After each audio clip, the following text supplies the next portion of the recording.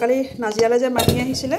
শাক দি পঠিয়াইছিলে শাক লৈ আহিছিলে পাচলি লৈ আহিছিলে শাক অলপমান মুকু দি পঠিয়ালে এইখিনি মই ধুনীয়াকৈ বাছি থৈ দিছোঁ ৰাতিপুৱাই বাছিলোঁ পিছে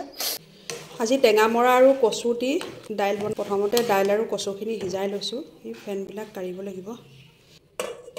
সিজি থাকক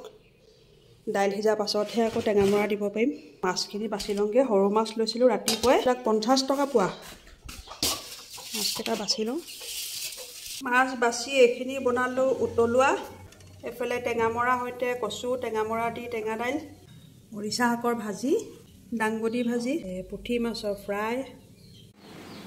এতিয়া মই খোৱাৰ থালিখন ধুনীয়াকৈ সজাই লওঁ দেই এটা ষ্টিলৰ বাটি লৈ লৈছোঁ তাতে টেঙা দাইল লৈছোঁ কাষতে লৈছোঁ মৰিচা শাকৰ ভাজি তাৰ পাছত এয়া লৈছোঁ দাংবডি ভাজি